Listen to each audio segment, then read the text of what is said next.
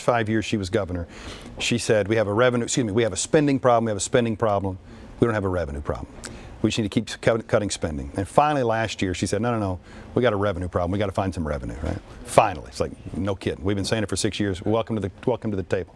But when she said we need new revenue, I thought, okay, she's going to go after, we cut taxes too deeply, tax credits, gross production tax cuts, all those things that can help put us here. Maybe she's going to adjust those, right? Instead, she said, no, let's do a tax on services like haircuts and things like that, or let's do a cigarette tax.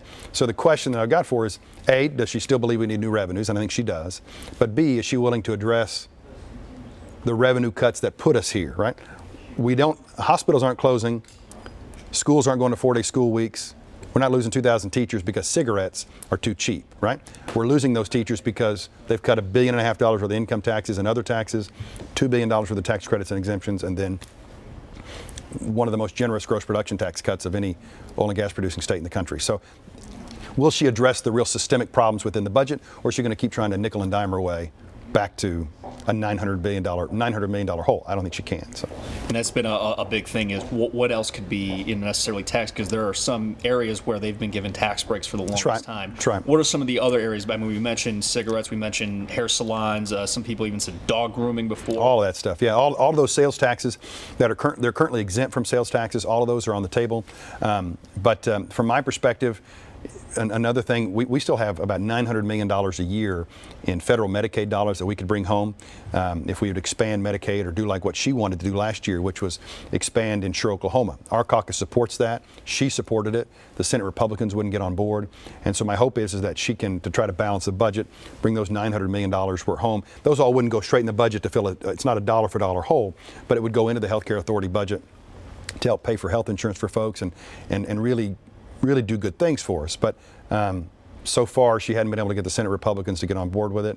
But that would be part of the solution. Maybe a service tax on a few things. But she's got to either tweak the income tax cut, or we want to. My proposal that I filed this year is to index the gross production tax to the price of oil, which means the gross production tax from statehood until back in the 70s was a 5% gross production tax on what they pulled out of the ground. From the 70s until just a few years ago, it was a 7%. It's 11% in North Dakota, right? It was 7% in Oklahoma. Well, they cut it all the way down to 1%.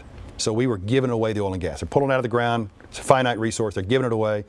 And now it's 2%, and they've left it at 2%. My goal is to try to index it. So instead of going all the way back up to 7%, let's say, hey, when it's $100 a barrel again, and we're all paying through the nose at the gas pump, let's make them pay 7%.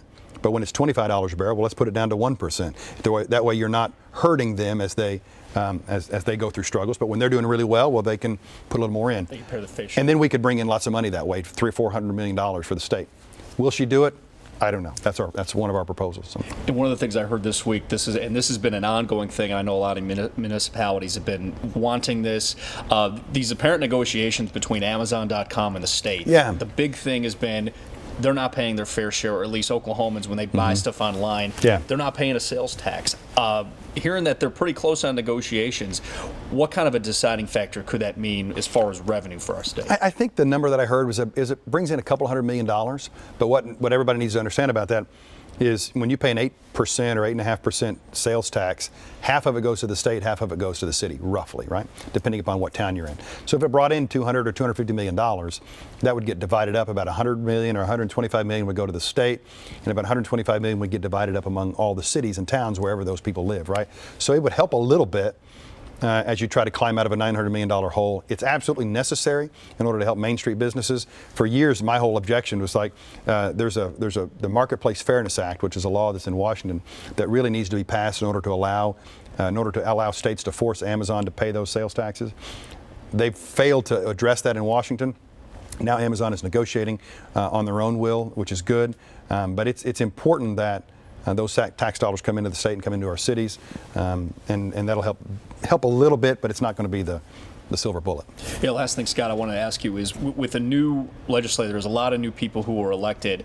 Is that promising that both sides can meet in the middle and solve some of these issues that have been plaguing our state? I hope so. I mean, I'm confident that we can do that. Where we agree on things like criminal justice reform and some things like that, we really work well together.